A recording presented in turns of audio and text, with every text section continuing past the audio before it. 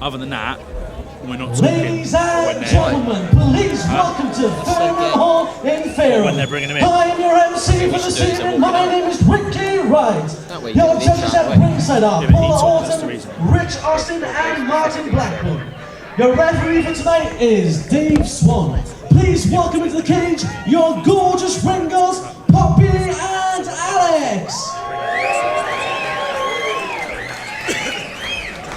This is Shock and Awe 5, and the two questions I have for you, ladies and gentlemen, tonight is: are you ready to be shocked? Are you ready to be in awe? Well, let's get ready for action!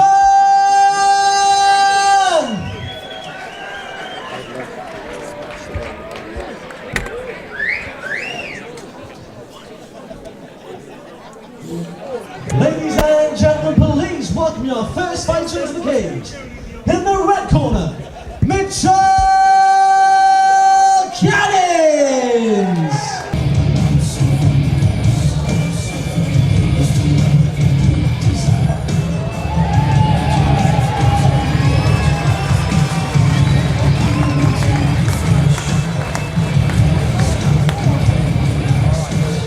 Please welcome his opponent fighting up to the blue corner, Lewis the Tank Hill!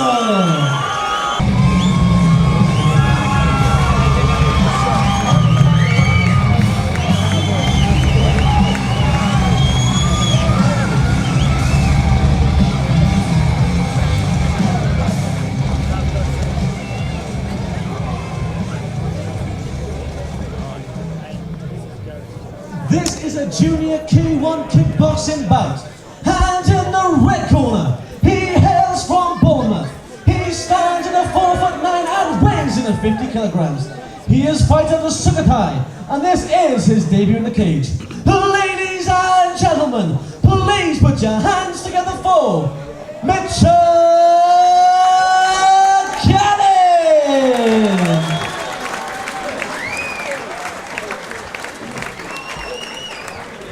And his opponent fights out to the blue corner. He hails from Gosport. He stands in a 4'9" and weighs in at 50 kilograms.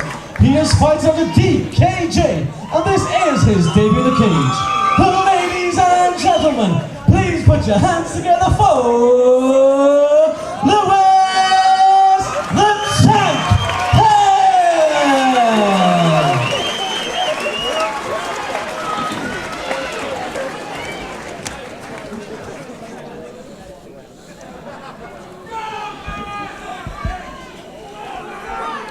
Okay, hello and welcome to Shock and Awe 5. We're here in Fairham Hall in Fairham for the 5th instalment of the Shock and Awe series.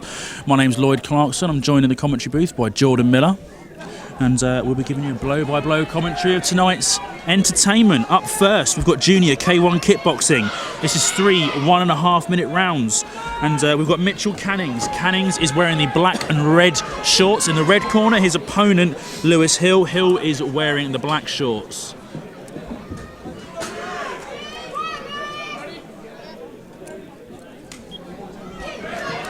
What's important to understand here is that this is a junior K1 match, so both competitors are wearing shin guards and body armour. Yes! Good. Set that kick in. Good. Lewis comes from DKJ, the local gym. Cannings from Sukhothai gym. Good, and you're on the low kick. You can see Cannings there trying to use the clinch very, very well, actually. Yeah, it's good to see some strong clinch work at this early age. I mean, we've got Cannings at 11 years old and Hill at 10 years old. And in that kick. Yes, good. At that age, to be K1 kickboxing in a cage on your summer holidays, that's going to beat anyone else's show and tell, Jordan, when they go back, isn't it? Definitely. I think it's great to see basically the youth of today really engage in sports like this, because they are the future of K1 and MMA. Absolutely right there. We can see Hill went down there. We can see Cannings on the back foot. He's reaching in for a clinch. Hill recovered well from that slip. He did, yeah. He came straight in on the offense off it, which is great. Dying seconds of this first round. And again. Running low. And again, Canning's going for a clinch. Good. Nice. And again, Hill is down. Good, Mitchell, centre of the ring. Dying seconds on this one. So there we go, explosive first round from our juniors.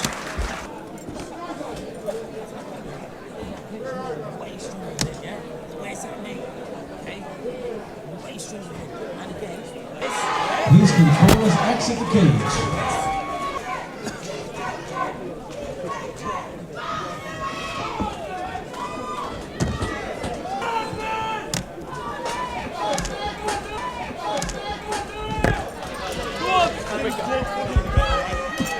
Round 2. Good, look for the push. And then, good.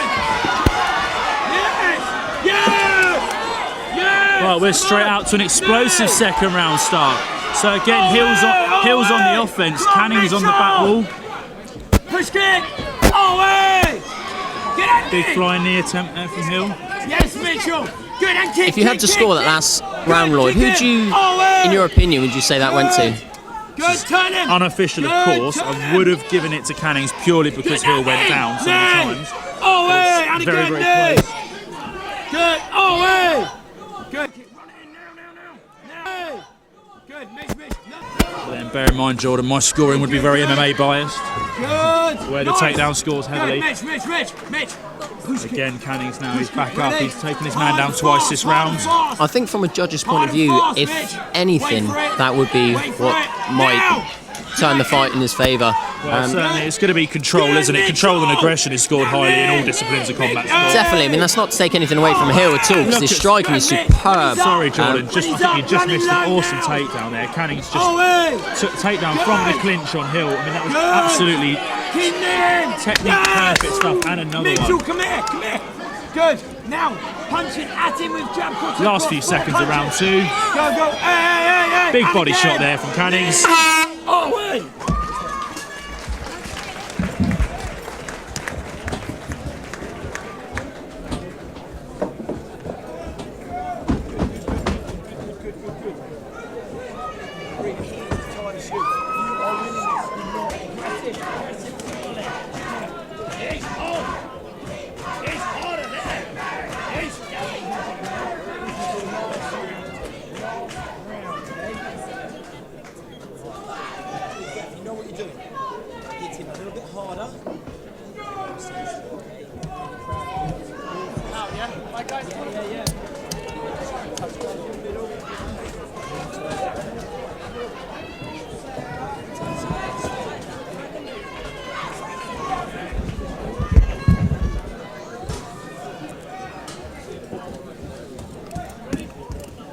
Tim Mitchell, stay on your feet, hit him Ladies and hard. gentlemen, your third and final round. Give it up for these fighters. Look at that, explosive start to the third round. Fantastic stuff.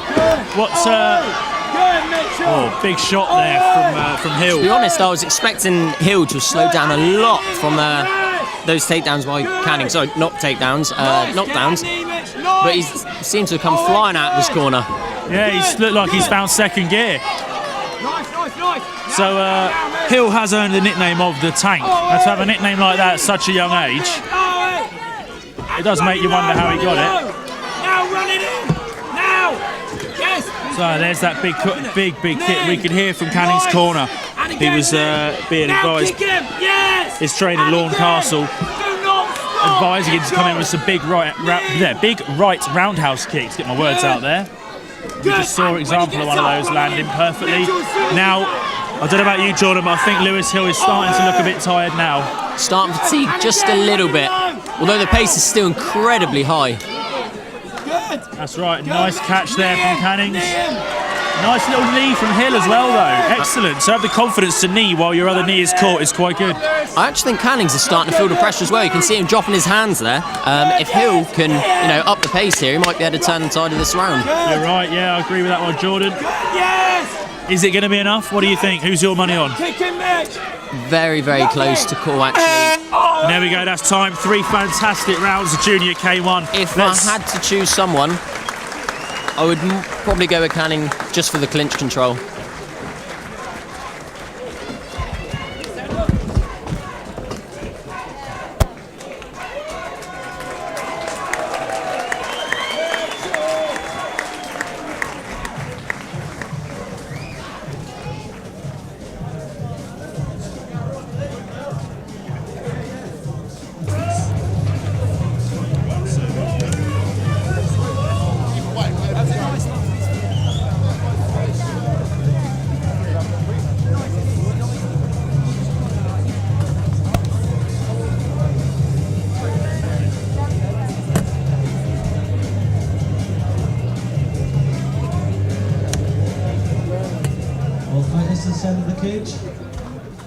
Guys, give them the hand. They're only 10 and 11 years old. Come on now.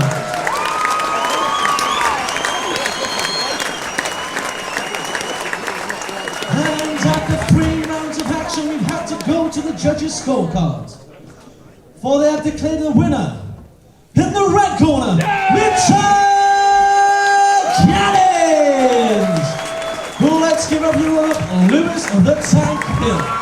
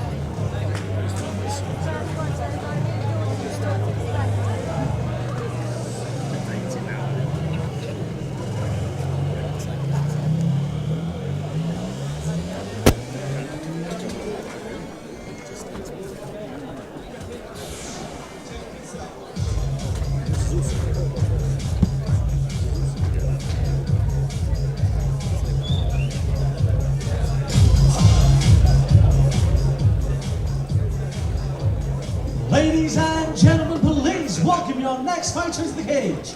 In the red corner, Bobby Towers.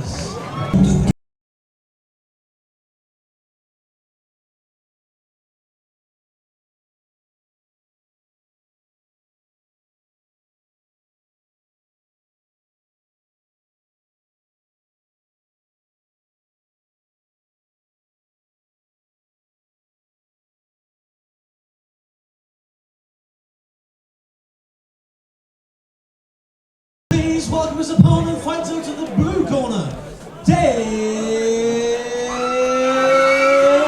Johnson!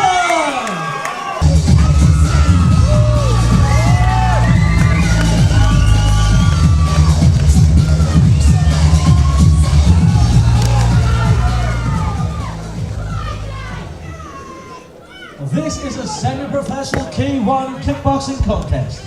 And in the red corner, he hails from Parkstone. He stands in a 5'7" and weighs in at 66 kilograms. He is fighting the team Trevor Silko, and this is his debut in the cage.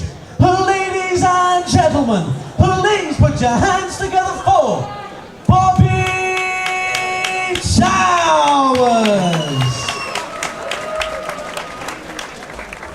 And his opponent fights out in the blue corner. He hails from Portsmouth. He stands in a 5'4" and weighs in at 66 kilograms. He is fighting out of DKJ and has a record of 1 draw. Ladies and gentlemen, please put your hands together for Dave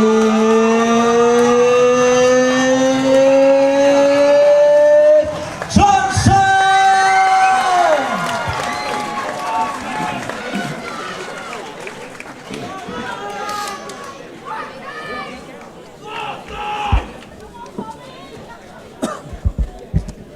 Right, Jordan, next up, we are in with the semi-pro K1 kickboxing. So, difference is this is now 3 3-minute rounds. In the red corner, we've got Bobby Towers. Towers fighting under Trevor Serko. He's an independent fighter. He's actually Trevor's nephew.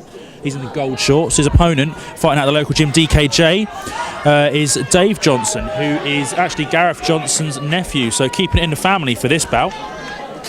And just to give you the heads up, I expect it to be very explosive. Trevor Serko, a very, very good stand-up fighter. If his nephew is anything like his uncle, then we've got a very, very good fight on our hands here. He certainly looks confident, Jordan, coming out nice and early, big flying knee. Straight in for the clinch there. Nice crisp jab, look at that 1-2. I know it may be early days, but maybe early days. But I was going to mention it doesn't look like Johnson's that phased by the sort of the height disadvantage as well. He's actually given away 3 inches in height. Ah, that's right. He's certainly very confident himself. Massive overhand right there from Johnson. Some good combinations he's putting through the middle as well. That overhand right came from hell itself, I believe. Now, what's interesting is that we can see that Towers was controlling the ring very well, but now Johnson is exploding out and taking centre stage. Some very, very heavy hands from Johnson. Oh, and he just caught Towers flush there with an overhand right from the clinch, and he won't be happy with that. But that's not the end of the world. He did go down, but he didn't look particularly phased. He was totally with it the whole time. Oh, and again, there's that punch again, Jordan. I was going to say, Towers does look very crisp, but Dave Johnson's just so powerful. When those punches get through, he's really sending them down. Towers started off nice and crisp and accurate, but he's got to be careful of that overhand right. I think that's going to be a killer if we get many of those landing. That right inside thigh kick then was almost a little bit too high. I don't know if you saw that then. I did, yeah, it was very high, Jordan.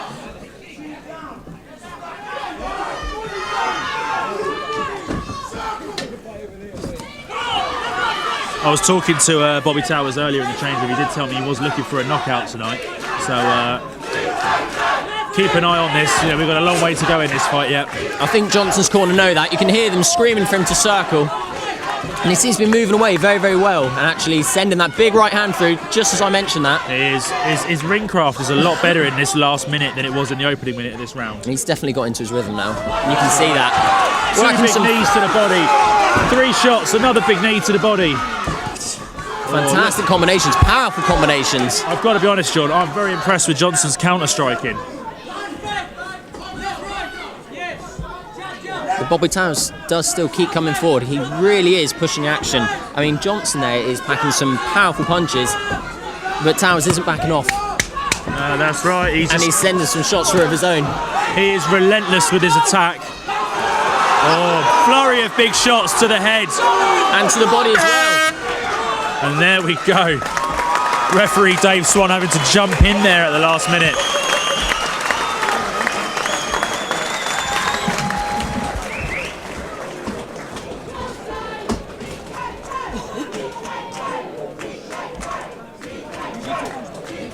Please can corners exit the cage.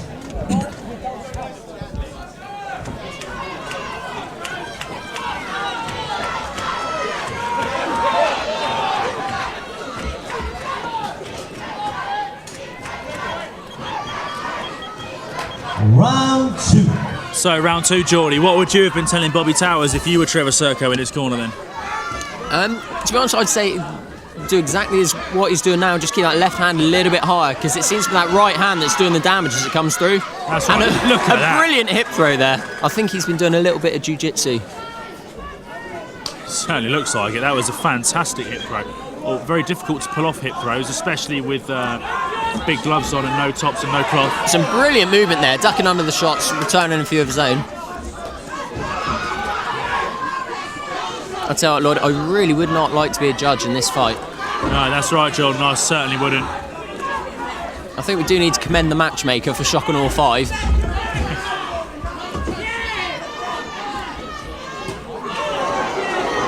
Big right there from Towers, but Johnson caught it on the glove, so that won't have phased him much.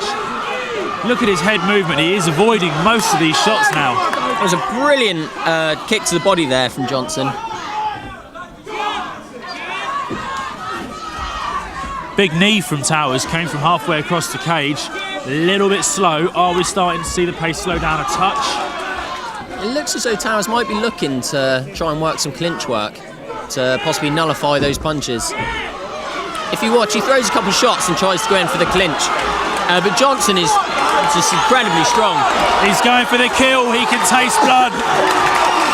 Look at that. Towers is back. Straight right, straight down the pipe. Fantastic movement from both of them, though. That really was great stuff to watch. I mean, I would forgive you for not believing this was semi-pro, Jordan. I don't know what your thoughts are. To be honest, it looks like a pro fight to me. And considering these are relatively inexperienced fighters as well, I think they're doing a fantastic job. That's right. I mean, it's Bobby Towers' debut. Dave Johnson's had one draw. So these are relative newcomers. But both coming from fantastic backgrounds with top-notch trainers. I mean, we wouldn't really expect any less, would we, John? Definitely not. If you watch both fighters as well, you can see they've both got their mouths open. They're both breathing heavy. The guard's coming down, but the pace isn't slowing at all. No, that's right. A little bit more cautious, but they're still, packing some heavy punches. We can almost see the frustration on Towers' face. The front teep there from Johnson. Big overhand right from Towers. Johnson steps out of the way and throws a counter and another counter and a kick. And there we can see Towers is turning away. It doesn't look like he's got it in him anymore. It was that body shot, definitely hurt him. And again. He's got to come back. Look at that fantastic high back kick. That was awesome. Look, Johnson smiling away. He liked that himself. And he was on the receiving end.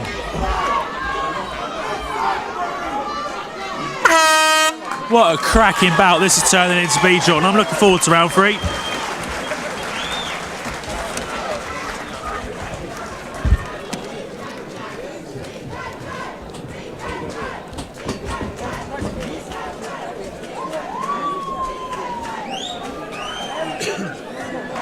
Please come corners, exit the cage.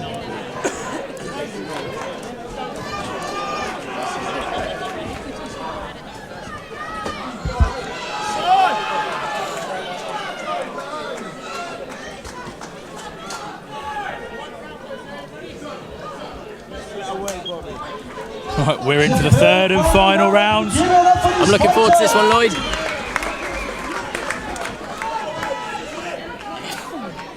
You can hear Gareth Johnson advising his nephew there to get in and get out. Smart advice.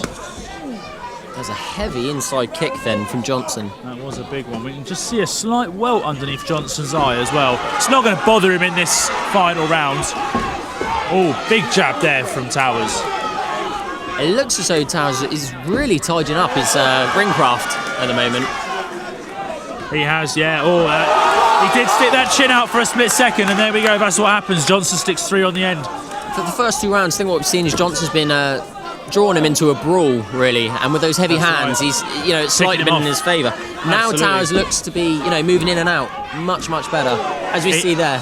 He has. He seems to have learned his opponent. Oh, look at that uppercut from Johnson. Massive uppercut there, Jordan. And yet Towers literally took it on the chin and carried on. It didn't even flinch at that one.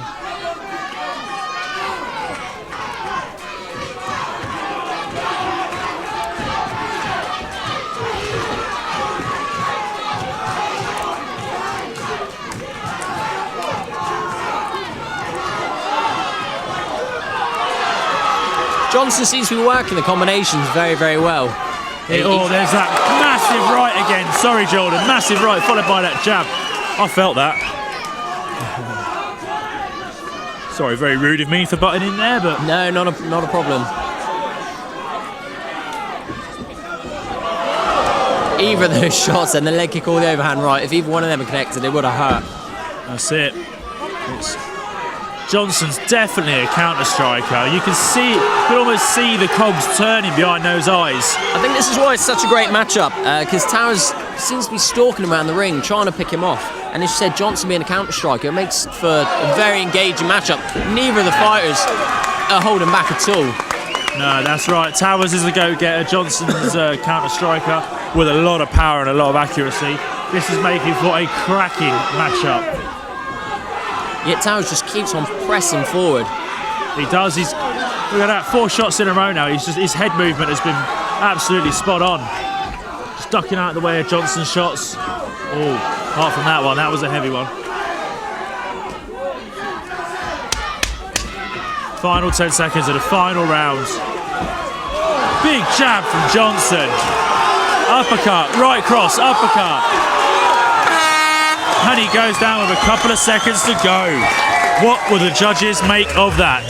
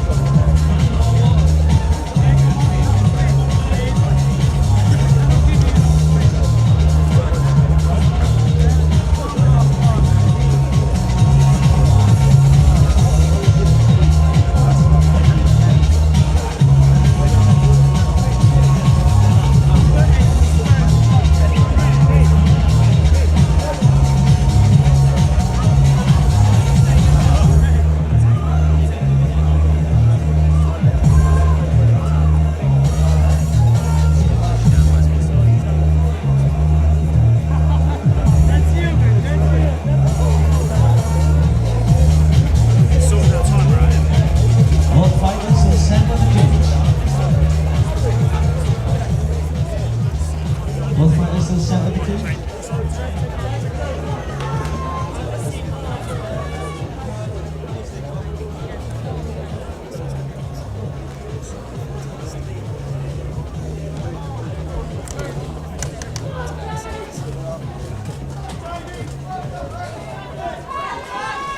Hands after 3 rounds of action, we've had to go to the judges' scorecard.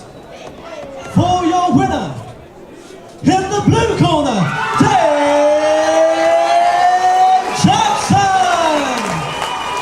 Let's give it up for runner-up, Bobby Towers.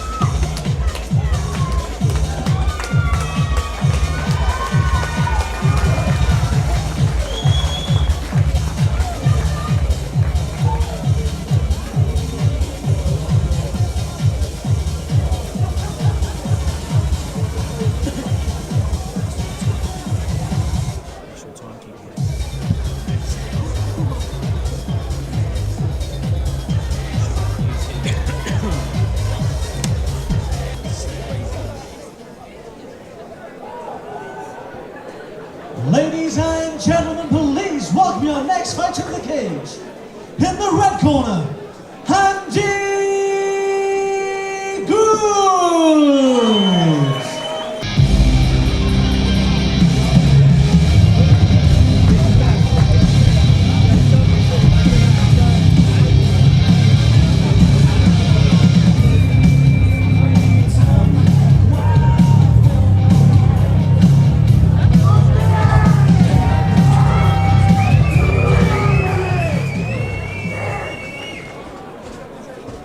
And please welcome his opponent fighter to the blue corner, Matt Short Fuse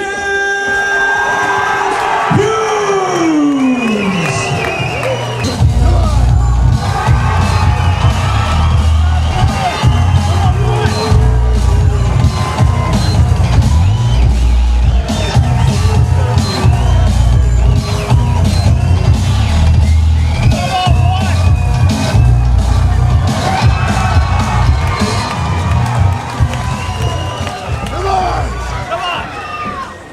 This is a semi-professional contest scheduled for 3-minute rounds. And in the red corner, he hails from Liverpool. He stands in a 6 foot and weighs in 80 kilograms. He is an independent fighter, and this is his debut in a cage. Ladies and gentlemen, please put your hands together for Andy Good! Go, you got And his opponent fights out the blue corner. He hails from Gosport. He stands in a 5'9" and weighs in 80 kilograms. He is fighting at the South Coast Submissions, and this is his debut in the cage. Oh, ladies and gentlemen, please put your hands together for Matt Short Fuse Hughes.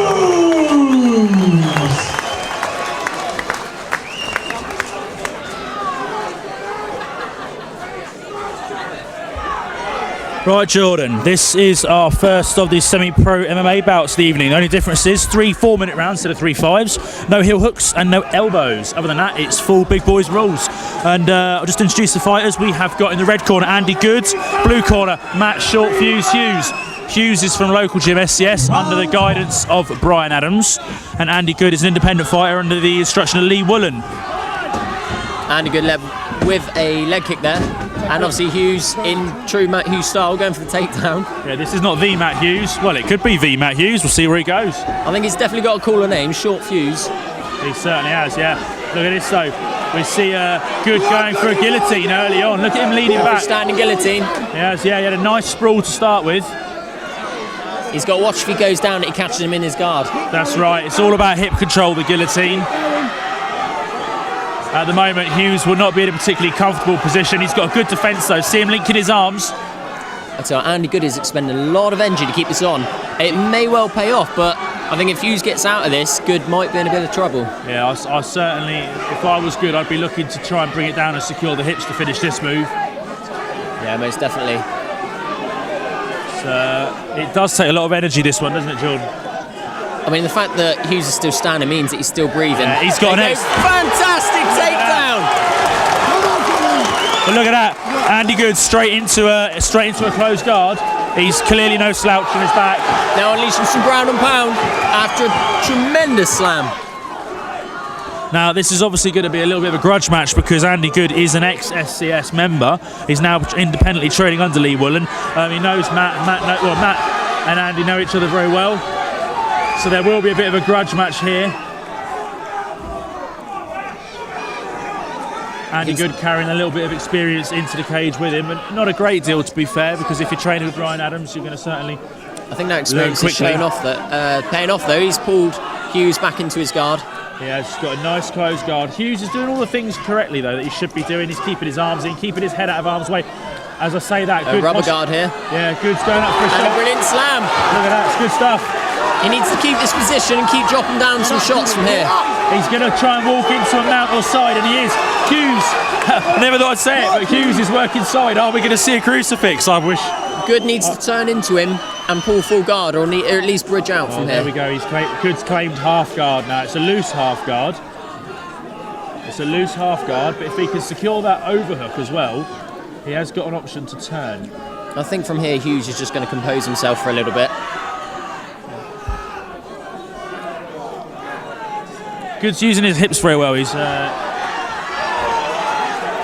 moving his position around now. Hughes has almost passed into guard. It's a bad position for him here. He is laying down some leather. Goody, get up! Get up, son! Living up to his name of Short Fuse Get Hughes. up, Goody!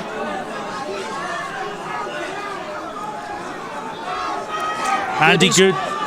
Armbar! Sorry to interrupt you there, Lloyd. I was going to say, Good is looking to use his guard there. He keeps bringing his legs up high, but you can see Hughes posturing up to throw some shots. We're seeing a classic example here. Andy Good is quite happy to work in guard and looking for the sub, whilst Matt Hughes he's just trying to hurt him. He's just trying to lay down some leather and do some ground and pound from whatever position he's in. He did almost have mount earlier. He didn't care. Look, he's taking up a triangle. Deep armbar from that high guard from Andy Good. He's only got 30 seconds left to pull it off.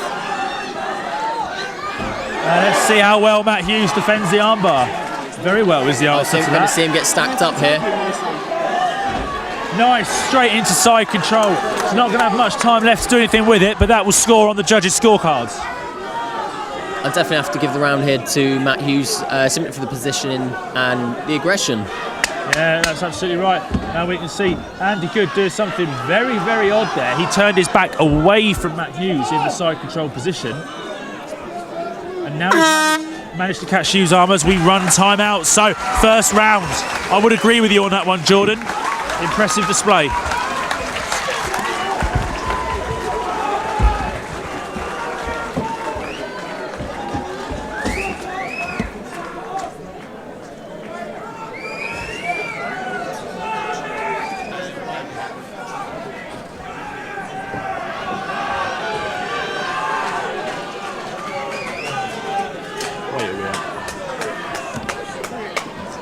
Round two.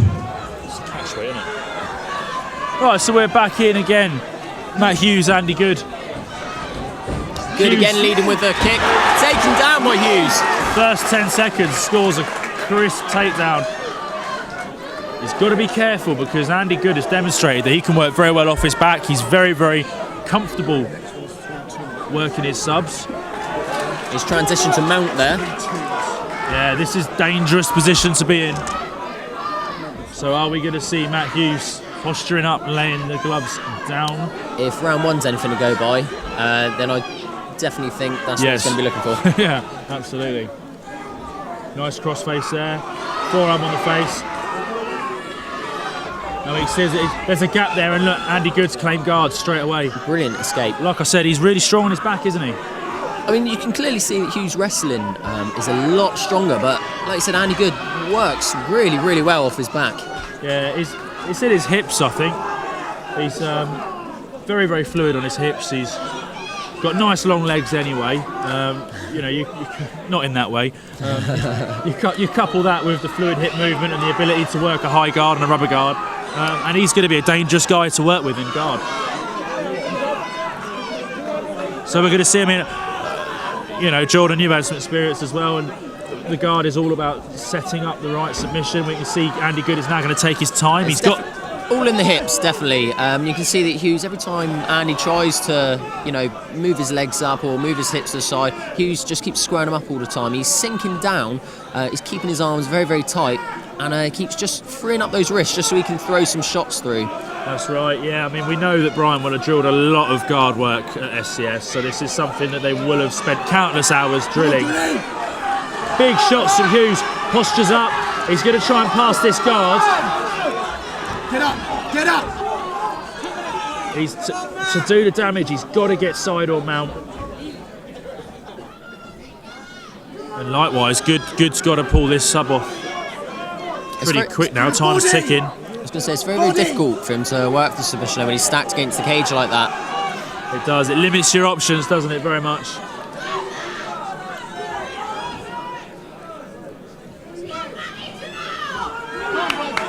There we see some of Matt Hughes' supporters giving him some great advice. Go on, Matt, hit him hard. I think that's exactly what's going through his head. Go on, Goody! I say, just relax, relax.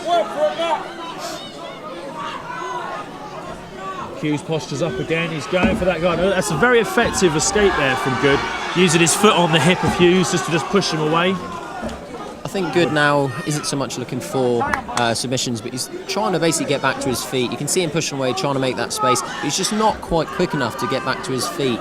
Hughes is just on him straight away. He is. Quite happy to just sit in his guard, you know, and grind the round out. That's right, absolutely.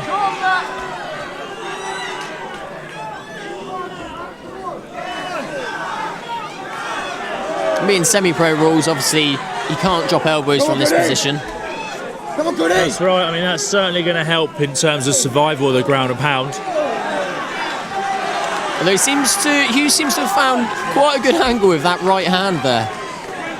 It's very interesting how he protects his head and then throws that in like a screw punch. It's very effective.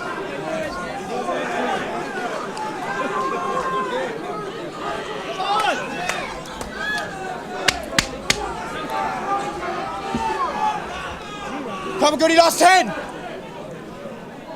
We're going to go to round 3, Jordan, so let's see where we go with this one. I wonder what the corners will be giving them advice-wise.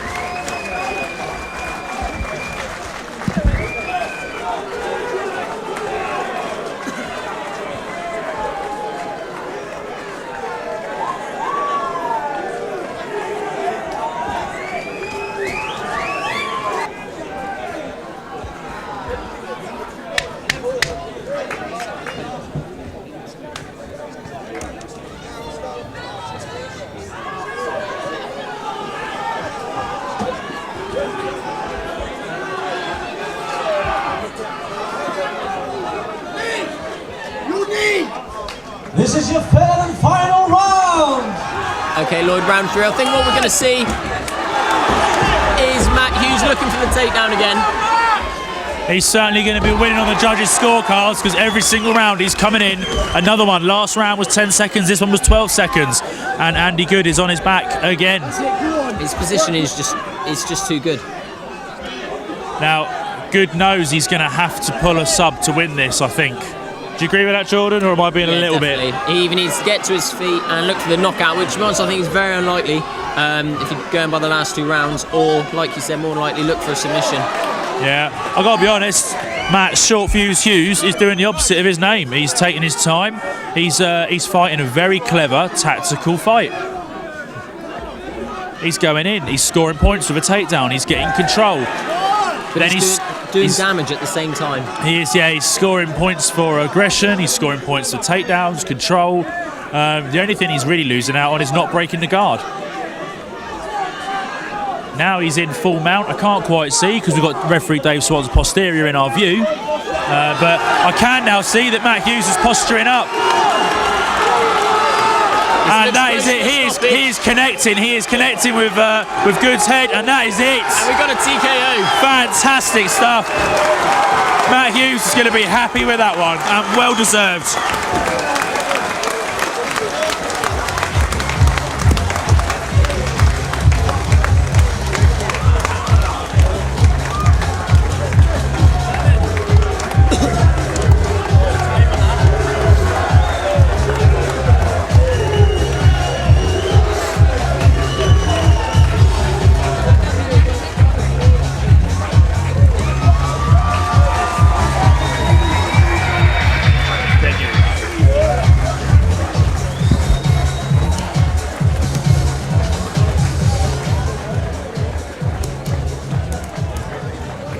Well, that is the center of the cage.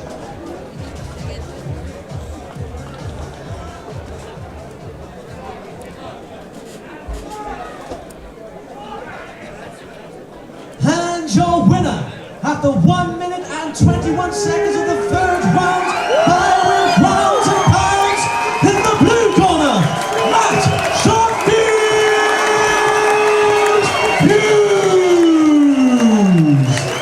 Well, let's give up your runner-up, Andy Good.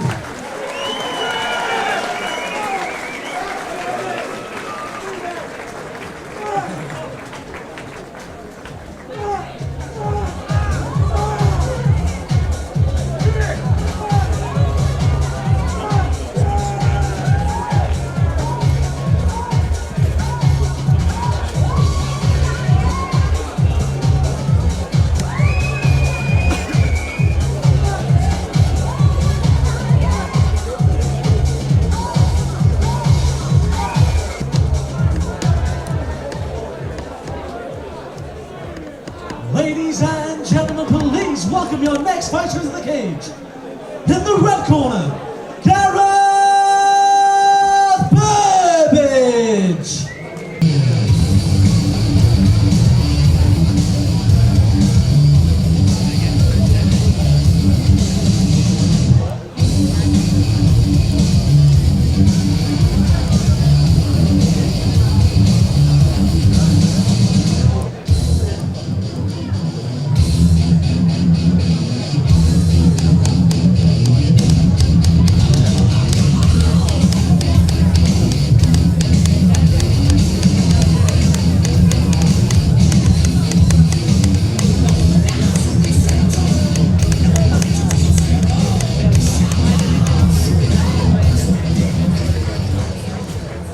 And please welcome his opponent, fighting out of the blue corner, Daniel Jones!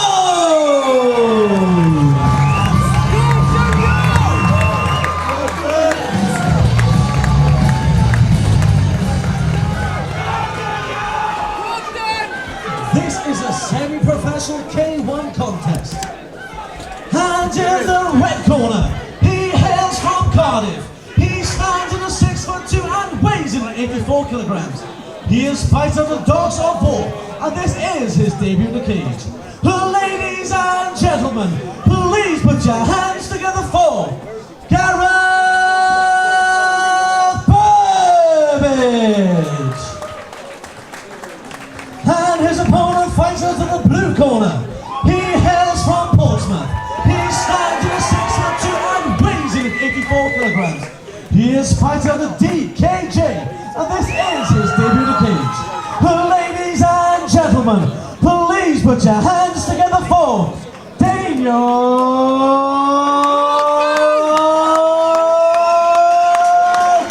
Jones!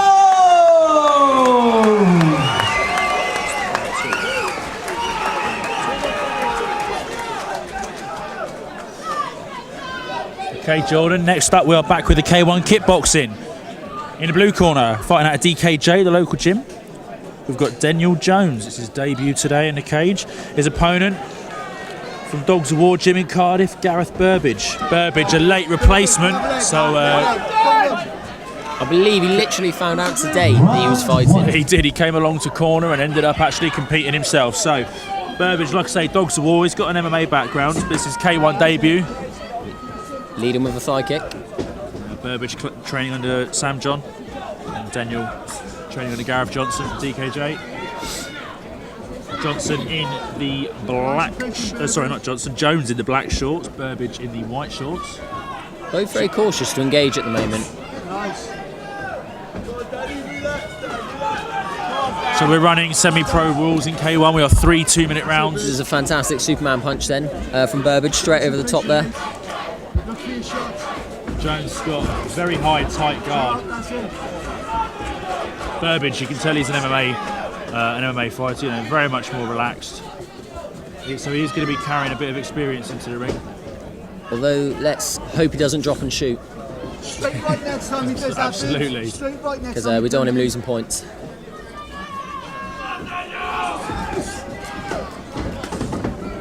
Alright, that's it. There's some powerful kicks from Burbage, although Jones moving out of the way very, very well. That's right, yeah. Where have we seen Burbage before? Wasn't it on? It was on one of those lesser-known 2-bit shows in Poole. Atlas. Oh, it was your show, wasn't it, Geordie? That was my show, and he won in tremendous fashion, actually. He was actually caught in an armbar for about a minute, stacked the guy up, and then ground and pounded him out. That's right. I remember seeing that armbar escape. That was absolutely beautiful. Use a jab, Burge. Use the jab. Right, so it's 20 seconds left in the first round. It's only 2-minute rounds, so nice kick display there, but Jones takes advantage. Burbage turns his back for 2 seconds, and Jones is in like a terrier out of a trap. But both recovered very, very well. Yeah, I mean, this is both their debut, but you can clearly see the experience showing here. A little bit of a late shot there, but he'd physically taken off before the buzzer went, so we'll let that go.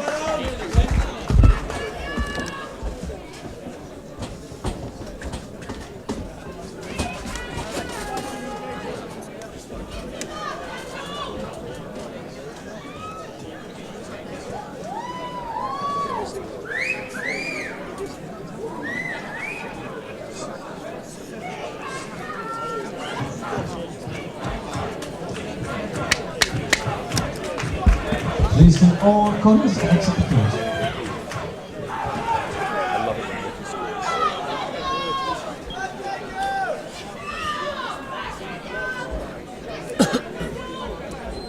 Okay, so Daniel Jones, Gareth Burbage, semi-pro K1 kickboxing, round 2. Big high kick from Burbage. Nearly following up in MMA fashion then. He did nearly leap in for some ground and pound there. That'd have been good. Caught with a quick jab there, though. Yeah, he was busy throwing a left kick. You ain't going to check him, Burge. I'm telling you. I'm not there. Wait for him to step in. There you are. Go on, Burge. Stop. Jones seems to be kind of looking for a gap to, move in and out and throw some shots. Burbage just he's kind of dominating the middle of the cage there, just waiting for Jones to come in. I totally agree there, Jordan. Burbage has got the ring craft. And he just seems so much more relaxed, doesn't he? He's definitely looking for that knockout punch, though. He is. The trouble is, with only 2-minute rounds, you got to get a move on.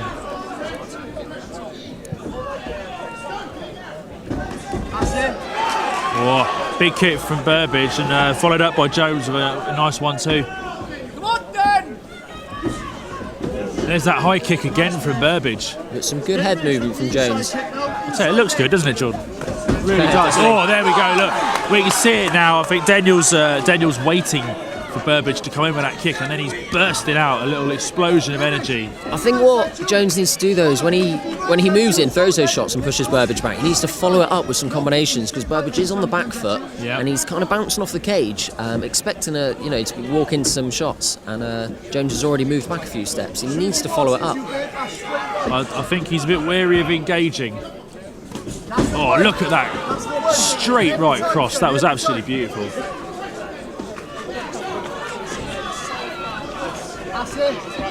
I mean, it's just worth pointing out, Burbage's reach is absolutely colossal. He's not a small guy. Oh, fantastic right. I think that's it. No, he's actually... I saw referee Dave Swan's hands go up. He was going to give a standing count. Sorry, he was going to stop it. I think he was looking at giving a standing count, but I can't really see a recovery from that. That's got to be it.